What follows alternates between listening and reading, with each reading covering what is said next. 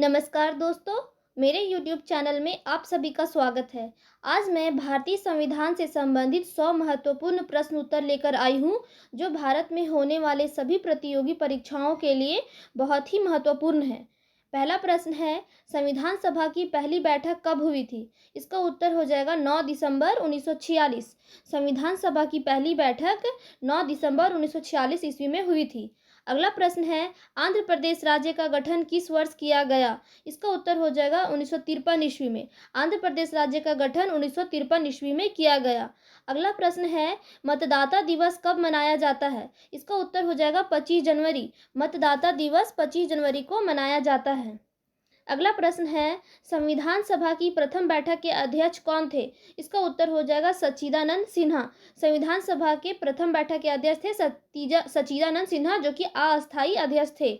अगला प्रश्न है, भारत सरकार का लेखांकन का कार्य कौन करता है? इसका उत्तर हो जाएगा महालेखाकार। भारत सरकार का लेखांकन का कार्य महालेखाकार करता है। अगला प्रश्न है, कारगिल दिवस का गठन किस वर्ष हुआ? इसका उत्तर हो जाएगा 26 जुलाई। कारगिल दिवस का गठन 26 जुलाई में हुआ। अगला प्रश्न है, भारत सरकार का प्रथम विधिक सलाहकार कौन होता है? इसका उत्तर हो जाएगा महान्यायवादी। भारत सरकार का प्रथम विधिक सलाहकार महान्यायवादी होता है। अगला प्रश्न है, उद्देशिका प्रस्ताव किसने प्रस्तुत किया? इसका उत्तर हो जाएगा पंडित जवाहरलाल नेहरू। उद्देशिका प्रस्ताव पंडित जवाहरलाल नेहरू ने प्रस्तुत किया।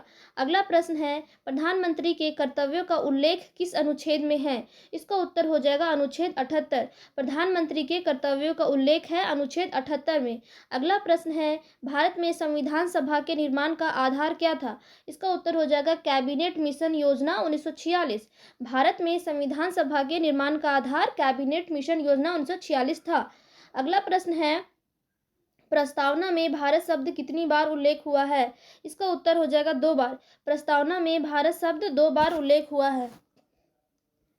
अगला प्रश्न है, प्रारूप समिति का गठन कब किया गया? इसका उत्तर हो जाएगा 29 अगस्त 1947। प्रारूप समिति का गठन 29 अगस्त 1947 ईस्वी में किया गया। अगला प्रश्न है, संविधान में भारत को क्या कहा गया है? इसका उत्तर हो जाएगा राज्यों का संघ। संविधान में भारत को राज्यों का संघ कहा गया है। अगला प्रश्न है, भारत का संविधान कब लागू हुआ? इसका उत्तर हो जाएगा 26 जनवरी 1950। भारत का संविधान 26 जनवरी 1950 ईस्वी को लागू हुआ था। अगला प्रश्न है, संपत्ति का अधिकार मौलिक अधिकार के रूप में किस संशोधन द्वारा समाप्त किया गया? इसका उत्तर हो जाएगा 44वें संविधान संशोधन द्वारा। संपत्ति का मौलिक अधिकार 44वें संविधान संशोधन द्वारा हटा दिया गया था। अगला प्रश्न है, मुस्लिम हेतु पृथक निर्वाचन प्रणाली लागू की गई। इसका उत्तर हो जाएगा मार्ले मिंटो सुधार द्वारा। मुस्लिम हेतु पृथक निर्वाचन प्रणाली मार्ले मिंटो सुधार द्वारा लागू की गई। अगला प्रश्न है, 10वीं अनुसूची का संबंध किससे है? इसका उत्तर हो जाएगा दल बदल विधेयक। 10वीं अनुसूची का संबंध है दल बदल विधेयक से।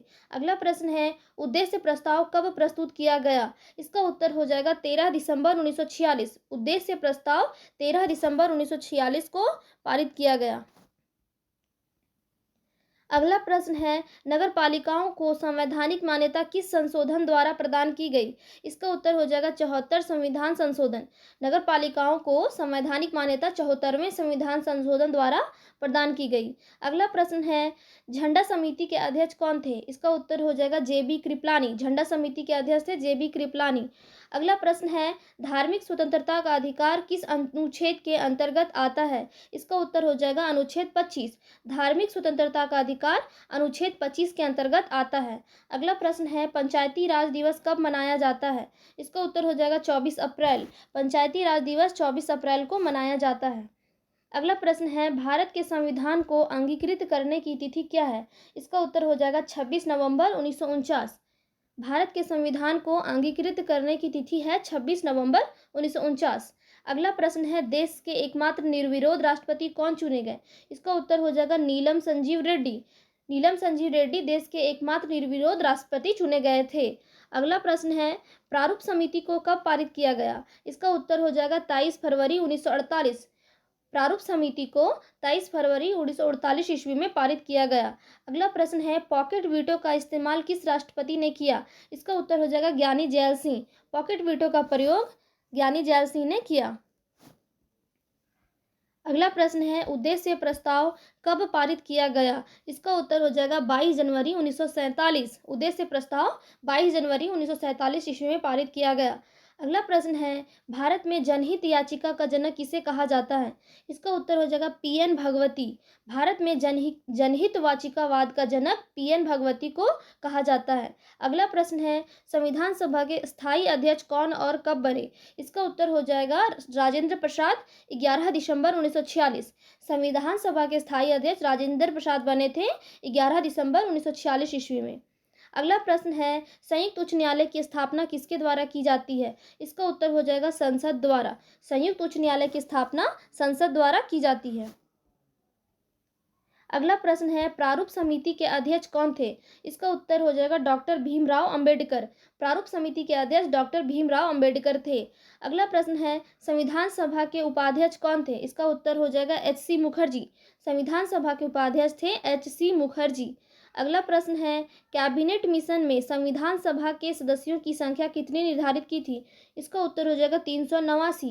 कैबिनेट मिशन में संविधान सभा के सदस्यों की संख्या 389 निर्धारित की गई थी। अगला प्रश्न है, संविधान संशोधन प्रक्रिया कहाँ से ली गई है? इसका उत्तर हो जाएगा दक्षिण अफ्रीका से। संविधान संशोधन प्रक्रिया दक्षिण अफ्रीका से ली गई है। अगला प्रश्न है, संविधान निर्माण के समय संविधान में कितनी अनुसूचियां थी? इसका उत्तर हो जाएगा 8। संविधान निर्माण के समय संविधान में 8 अनुसूचियां थी। अगला प्रश्न है, मूल कर्तव्य किसकी अनुशंसा पर जोड़े गए थे? इसका उत्तर हो जाएगा सरदार पूर्ण सिंह। मूल कर्तव्य सरदार पूर्ण सिंह की अनुशंसा पर जोड़े गए थे। अगला प्रश्न है, 42वें संविधान संशोधन द्वारा प्रस्तावना में कितने शब्द जोड़े गए थे? इसका उत्तर हो जाएगा समाजवादी, धर्मनिरपेक्ष एवं एकता और अखंडता। अगला प्रश्न है, संविधान में समवर्ती सूची का प्रावधान कहाँ से लिया गया है? इसका उत्तर हो जाएगा ऑस्ट्रेलिया। संविधान में समवर्ती सूची का प्रावधान ऑस्ट्रेलिया से लिया गया है। अगला प्रश्न है, मूल कर्तव्य किसके संविधान से लिए गए हैं? इसका उत्तर हो जाएगा भूतपूर्व सोवियत संघ। मूल कर्तव्य भूतपूर्व सोवियत संघ के संविधान से लिए गए हैं। अगला प्रश्न है, 11वीं अनुसूची किस संविधान संशोधन के द्वारा जुड़ी हुई है? इसका उत्तर हो जाएगा 73वें संविधान द्वारा 1992 ईस्वी में। 11वीं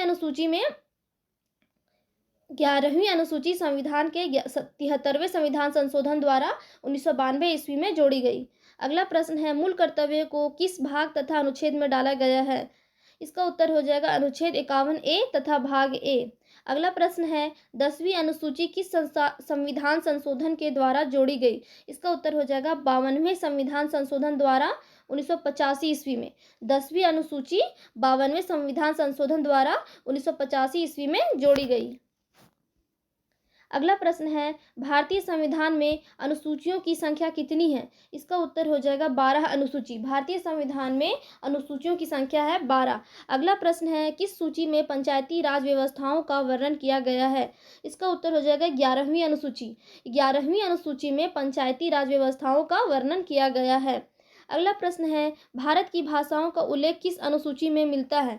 इसका उत्तर हो जाएगा 8वीं अनुसूची। भारत की 22 भाषाओं का उल्लेख 8वीं अनुसूची में मिलता है। अगला प्रश्न है, संविधान संशोधन द्वारा कौन कौन सी भाषाएं जोड़ी गई है? इसका उत्तर हो जाएगा बोडो, डोगरी, मैथिली, संथाली। संविधान संशोधन द्वारा बोडो, डोगरी, मैथिली और संथाली भाषाएं जोड़ी गई है। अगला प्रश्न है, केंद्र तथा राज्य के बीच शक्तियों का बंटवारा किस अनुसूची के अंतर्गत आता है? इसका उत्तर हो जाएगा 7वीं अनुसूची। केंद्र तथा राज्य के बीच शक्तियों का बंटवारा 7वीं अनुसूची के अंतर्गत आता है। अगला प्रश्न है, अवशिष्ट शक्तियों को केंद्र को सौंपने का लक्षण लिया गया है? इसका उत्तर हो जाएगा कनाडा के संविधान से। अवशिष्ट शक्तियों को केंद्र को सौंपने का लक्षण कहाँ से लिया गया है? कनाडा के संविधान से।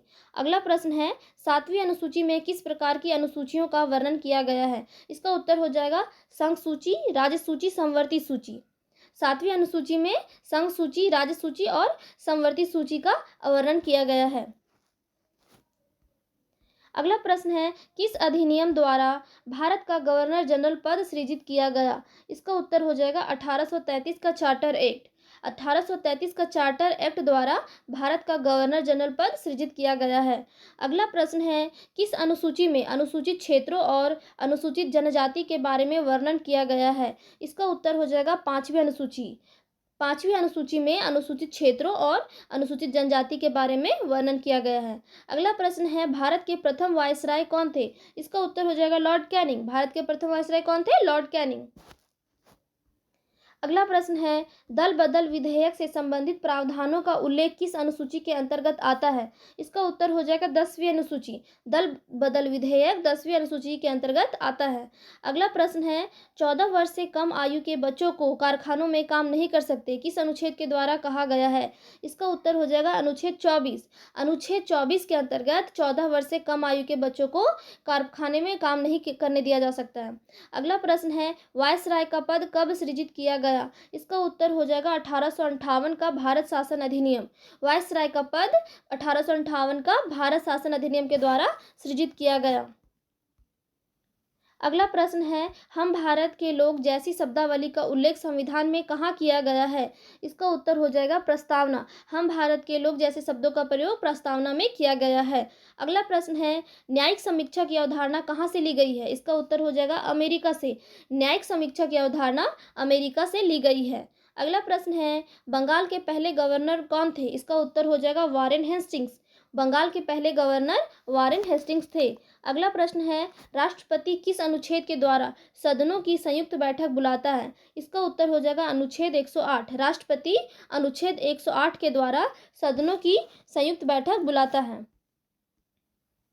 अगला प्रश्न है, सर्वोच्च न्यायालय के प्रथम मुख्य न्यायाधीश कौन थे? इसका उत्तर हो जाएगा हीरालाल जे कानिया। सर्वोच्च न्यायालय के मुख्य न्यायाधीश थे हीरालाल जे कानिया। अगला प्रश्न है, भारतीय संविधान का सबसे बड़ा स्रोत क्या है? इसका उत्तर हो जाएगा 1935 का भारत शासन अधिनियम।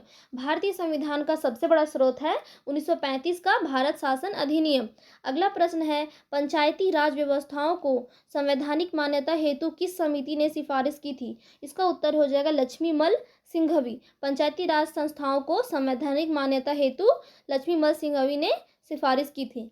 अगला प्रश्न है, 1935 के अधिनियम को किसने दास्ता का अधिकार पत्र कहा? इसका उत्तर हो जाएगा पंडित जवाहरलाल नेहरू।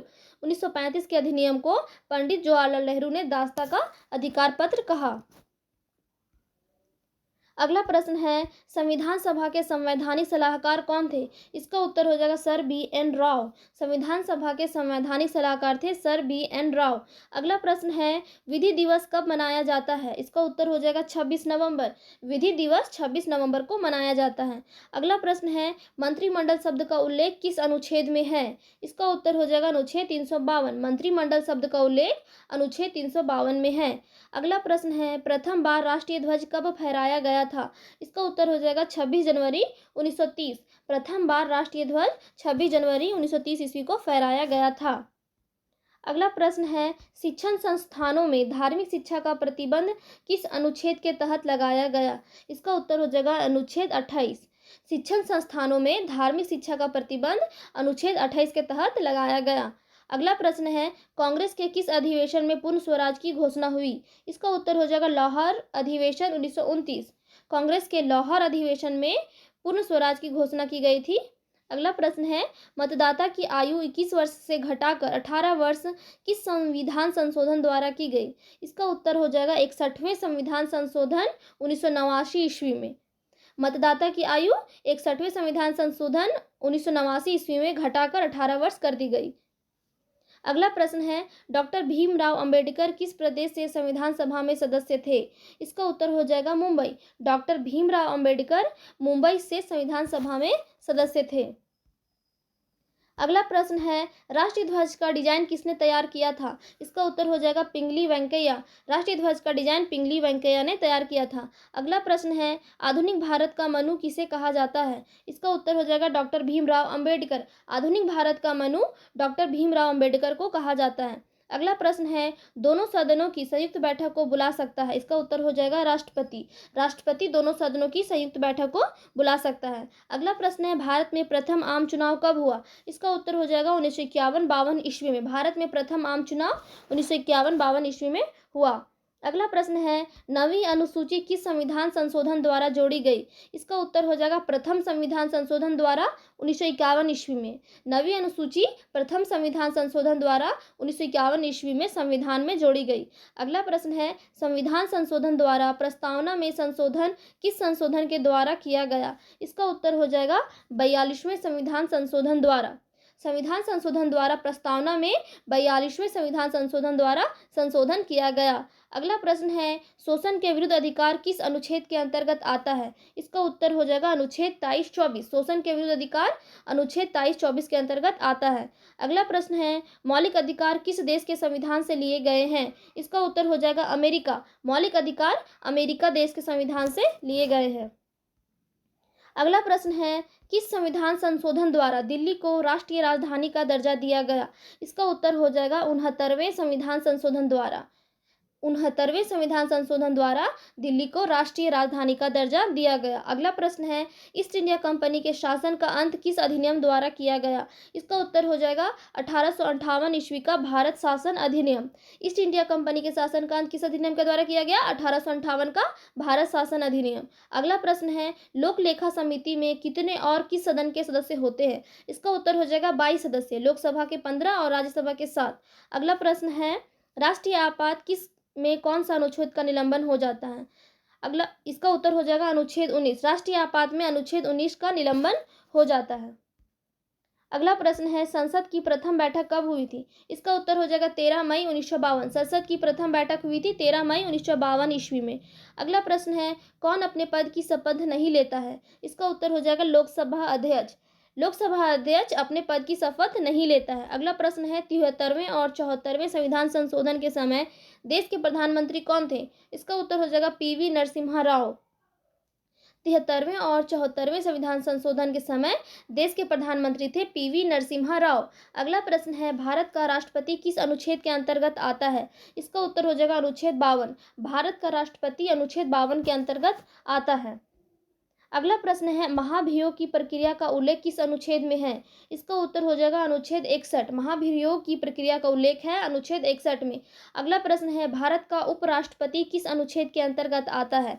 इसका उत्तर हो जाएगा अनुच्छेद 63। भारत का उपराष्ट्रपति किस अनुच्छेद के अंतर्गत आता है? अनुच्छेद 63। अगला प्रश्न है, भारतीय संविधान का मैग्ना कार्टा किस भाग को कहा जाता है? इसका उत्तर हो जाएगा भाग 3 मौलिक अधिकार। भारतीय संविधान का मैग्ना कार्टा भाग 3 को कहा जाता है। अगला प्रश्न है, धन विधेयक को संसद के किस सदन में पेश किया जाता है? इसका उत्तर हो जाएगा लोकसभा। धन विधेयक को संसद के लोकसभा सदन में पेश किया जाता है। अगला प्रश्न है, डॉक्टर भीमराव अंबेडकर ने किस अधिकार को भारतीय संविधान की आत्मा कहा है? इसका उत्तर हो जाएगा संवैधानिक उपचारों का अधिकार अनुच्छेद 32। डॉक्टर भीमराव अंबेडकर ने संवैधानिक उपचारों का अधिकार को भारत की संविधान की आत्मा कहा है, जो कि अनुच्छेद 32 में है।